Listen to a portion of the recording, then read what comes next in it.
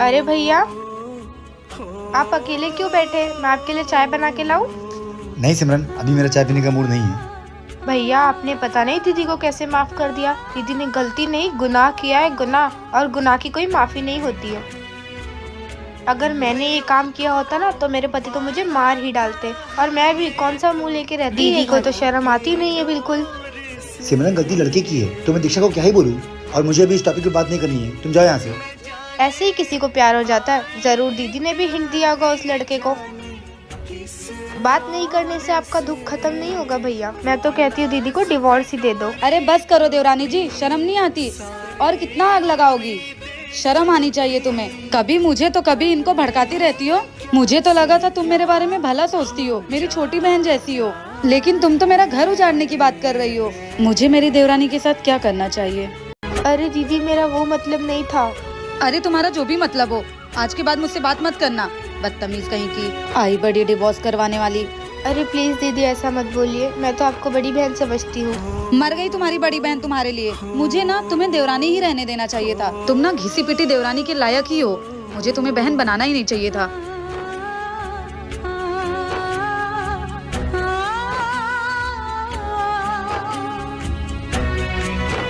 यार, अगर दीदी से बात नहीं करूंगी तो अपना खेल कैसे रचूंगी? अब इस चंडाल से माफी मांगना ही पड़ेगा।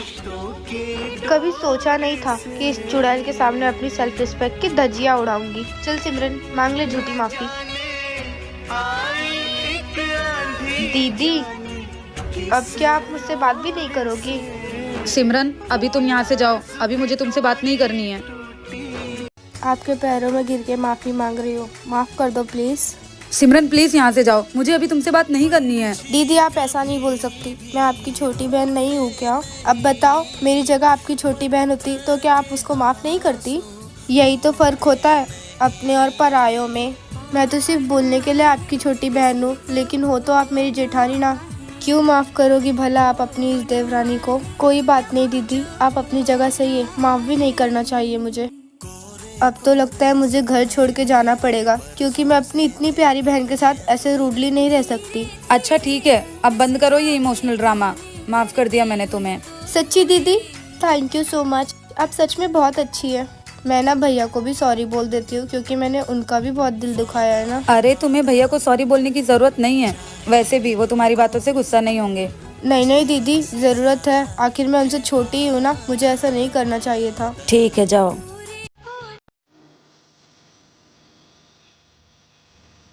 मैंने इस रिश्ते को बचाने की बहुत कोशिश की, लेकिन मैं नहीं बचा पाया।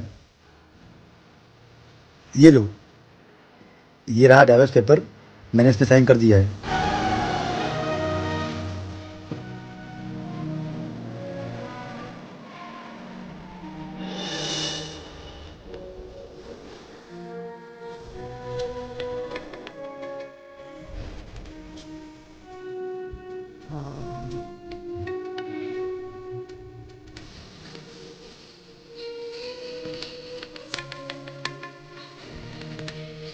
तुम्हारा मेरा साथ यहीं खत्म होता है। अब मैं इस खोखले रिश्ते को और नहीं झेल पाऊंगा। क्या हम इस रिश्ते की शुरुआत फिर से कर सकते हैं? प्लीज मुझे एक मौका और दे दो। नहीं सिमरन, इंसान की नीयत बदल सकती है, लेकिन उसकी फितरत कभी भी नहीं। तुम्हें पता है माँ बिस्तर से उठ नहीं सकती तो तुम्हें दवा देना चाहिए ना। तुम्हें पता है माँ बिस्तर से उठ नहीं सकती तो तुम्हें दवा देना चाहिए ना। हाँ तो मैंने क्या उस बुढ़िया को दवाई देने का ठेका ले रखा है? मर जाए वो बुढ़िया, मुझे कोई फर्क नहीं पड़ता। कम से कम टेंशन तो खत्म होगा। तुमको तो मैं अपने पैरों में नाक नहीं रगड़वाई ना, तब कहना।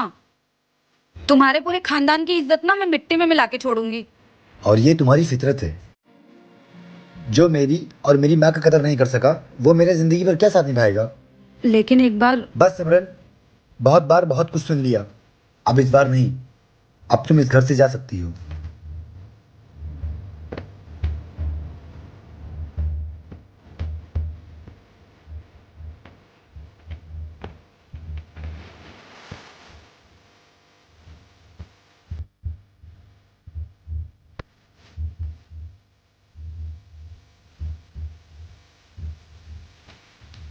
आप लोग बताइए, क्या मैं एक और मौके के लायक नहीं हूँ?